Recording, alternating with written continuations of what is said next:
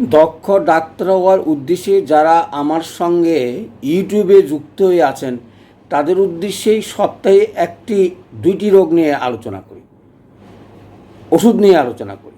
আজকে 69তম ওষুধ নাম এক্স-রে আমি আলোচনা করব। ধৈর্য সহকারে শেষ পর্যন্ত শোনার চেষ্টা করবেন। একটা উদাহরণ দিয়ে মাইকেল মধুসূদনের আরম্ভ করতে চাই, অর্থাৎ হে বঙ্গ ভাণ্ডারে তব বিবিধ রতন। এই শব্দের পরিণতিতে কি বুঝলাম? আমাদের হোমিওপ্যাথিতে রত্ন ভাণ্ডারে ভরপুর, এত ওষুধ আছে এবং এত সুন্দর সিস্টেম আছে, কিন্তু আমরা সেটা বুঝে উঠতে পারি না আমাদের জ্ঞানের অভাবে। আজকে সেরকম একটা ওষুধ অব্যবহৃত অথবা কম ব্যবহার অথবা প্রয়োজনের সাপেক্ষ অনেকে আমরা ব্যবহার করি না। এই জন্যই তোমাদের হাতে তুলে দিচ্ছি, এই রত্নগুলো তোমরা যেন ব্যবহার করে আরও অনেক তথ্য, নতুন নতুন জিনিস তোমরা যেন ম্যাটিতে যুক্ত করতে পারো, সেই আশা রেখেই আলোচনা শুরু করছি। চলে আসি তাহলে, এক্স-রে কী জিনিস, কীভাবে তৈরি আমি নাই বললাম। এটা সচরাচর পানি ভর্তি করে তার ভিতরে এক্স রে করেই এই ওষুধটা তৈরি করা হয়। যাই হোক, যেভাবেই তৈরি হোক, আমাদের কাছে এই অমূল্য সম্পদটা যেন বহুল ব্যবহৃত হয়, সে আলোচনা করে আমি কতকগুলো লক্ষণ বলে একটু আলোচনা করে তারপরে আমি চলে আসি কি কি লক্ষণে আমরা সেটা ব্যবহার করতে পারি। এক, ক্ষতে যদি অত্যন্ত বেদনা থাকে এবং অগ্নি দ্বারা যদি কোনো দগ্ধস্থান ক্ষত সহজেই শুকাতে চায় না। 2 নম্বর, পুরুষ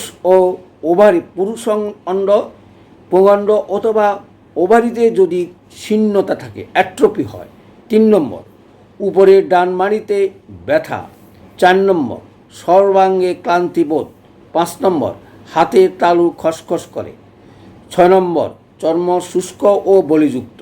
7 নম্বর, ঢোক গিলিবার সময় গলায় ব্যথা। 8 নম্বর, ঘাটতি আড়ষ্ট। 9 নম্বর, বন্ধ্যত্ব রোগ। এই 9টি লক্ষণ মনে রাখলেই আমরা এই ওষুধটা যে কোনো পরিস্থিতিতে ব্যবহার করতে পারি। চলে আসি, এই যে লক্ষণগুলো বললাম, প্রথমেই চলে আসি, এটা সচরাচর এই যে কথাটা বললো, ক্ষত যখন শুকাতে চায় না অথবা বেদনা যদি বেশি হয়, কোনো রকমের উন্নতি হচ্ছে না, তাহলে আমরা সেটা দিতে পারি। আর ওই যে বললো আগুনের, অর্থাৎ পুড়ে গেলে যে ক্ষতর সৃষ্টি হয়, সেখানেই এই ওষুধটা প্রয়োগ করা তোমার উচিত এবং যে ফলাফল পেয়েছে সেই হিসাবে এই লক্ষণগুলো আসছে। চলে আসি তাহলে, দ্বিতীয় হলো ওভারি বা পুংঅণ্ড, অর্থাৎ যদি পুরুষের পুংঅণ্ড এবং ওভারি যদি শীর্ণ হয়ে যায়। দেখো, এর আগে আমরা অনেক ওষুধ পড়েছি, মায়াজমের অনেক ওষুধ আমরা পড়ে, কিন্তু এখানে সুবিধাটা কি, এই এক্স-রেতে সাইড এফেক্টটা অনেক কম।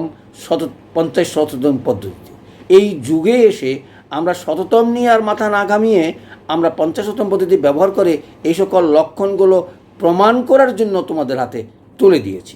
তাহলে চলে আসি, লক্ষণগুলো আবারও জানিয়ে দিচ্ছি মনে রাখার জন্য। উপরের ডান মাড়িতে ব্যথা, অর্থাৎ মাড়ির ব্যথা যদি হয় তাহলে সেটা আমরা ব্যবহার করতে পারি।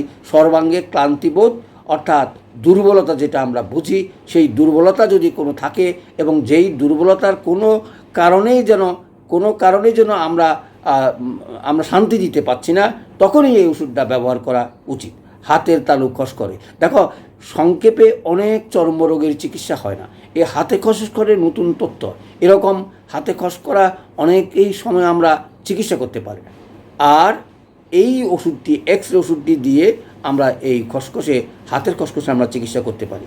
তারপরে ঢোক গিলিবার সময় ব্যথা, দেখো একেবারে বেলেডোনা থেকে শুরু করে অনেক ওষুধ আছে, কিন্তু এটাতে যদি কোনো ওষুধের কাজ না হয় এবং যেটা অচিকিৎসাযোগ্য সারছে না, তাহলে আমরা এই ওষুধটা প্রয়োগ করতে পারি।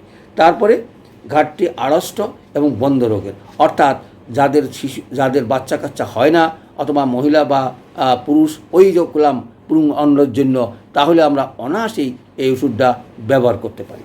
চলে আসি তাহলে, কিসের সঙ্গে এই ওষুধটার তুলনা করা যায়। দেখুন, এর আগেও আমরা আলোচনা করেছিলাম ম্যাগনেটিক পোলাই, অ্যাম্বো, অস্ট্রালিস এবং আর্কিটিস, এই 3টা ওষুধের সঙ্গেই এই ওষুধটার তুলনা করা যাইতে পারে। এছাড়া আর কোনো ওষুধের সঙ্গে সেটা তুলনীয় নয়, যদিও এই এক্স রে ওষুধটি শরিক এবং সাইকোটিক। সুতরাং শরিক এবং সাইকোটিক।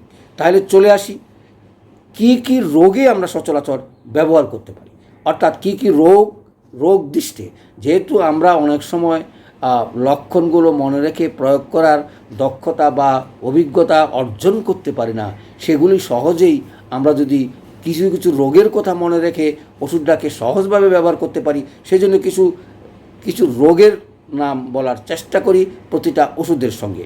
আজকেও সেটা আলোচনা করব।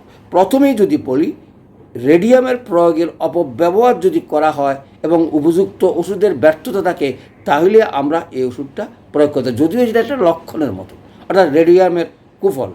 চলে আসে পোড়া ঘা, যেখানে ক্ষত আর কিছুতেই শুকায় না, পোড়া ঘাতে। চর্মরোগ, জননেন্দ্রিয় পীড়া, গনোরিয়া, ক্যান্সার, বাত, বন্ধ্যত্ব, গলা ব্যথা, মুখ জিহ্বা ক্ষত, বমির ভাব, লিকোরিয়া, সোরাইসিস এবং সোরাইসিস, এই সকল রোগে আমরা অনায়াসেই এই ওষুধটা ব্যবহার করতে পারি। তার কারণটা বলি, যেন তোমাদেরকে বলার কারণ হচ্ছে, আমরা যখন কোনো রোগী চিকিৎসা করতে করতে ব্যর্থ হই অথবা 3-4টা ওষুধ প্রয়োগ করার পরে কোনো সুফল পাচ্ছি না, তাহলে এই ওষুধটা এই সকল রোগে আমরা ব্যবহার করতে পারি। তাহলে চলে আসি প্রয়োগের কথা। অনেকেই বলে আমি প্রয়োগের কথা বলি না, আর অনেকেই আমাকে রোগী কয়েকটা লক্ষণ দিয়েই ফোন করে জানাবে স্যার কী ওষুধ হবে। আমি দুর্ভাগ্যক্রমে বলছি, এরকম বিরক্ত করার চেয়ে বিরত থাকার জন্য আহ্বান জানাচ্ছি। হোমিওপ্যাথিক ওষুধ 1-2টা লক্ষণের উপরে ভিত্তি করে হয় না, এবং ফেল করলেই তখন বলে হোমিওপ্যাথিকে কাজ করবে। কিন্তু আপনি পূর্ণাঙ্গ চিকিৎসা যখন করবেন, 2-3বার প্রয়োগ করে ফেল করবেন, তখন আমাকে জানান। 3টা ওষুধ ফেল করার পরে আমাকে ফোন করবেন কোথায় কোথায় আমাদের ব্যর্থতা আছে। আমি এই কথা বলছি না সকলকে আমি ভালো করতে পারবো, তবে আমি দেখেছি অধিকাংশ রুগীকেই একটু সুন্দর করে কেস স্টাডি নিয়ে, আমি কিছুই জানি না, তারপরও আমার হাতে যে এ ঘটনা ঘটলে তোমাদের হাতেও ঘটবে। আমারও পড়ালেখা খুব বেশি করেছি, আমি এমন কথা বলবো না, তবে আমি একটা জিনিস করেছি, সেটা হচ্ছে প্রয়োগ। যেখানে যেই সুযোগে পেয়েছি, যেই নতুন ওষুধে পেয়েছি, প্রয়োগ করার চেষ্টা করছি। ফলাফল দেখে আমি অভিভূত হয়ে গেছি।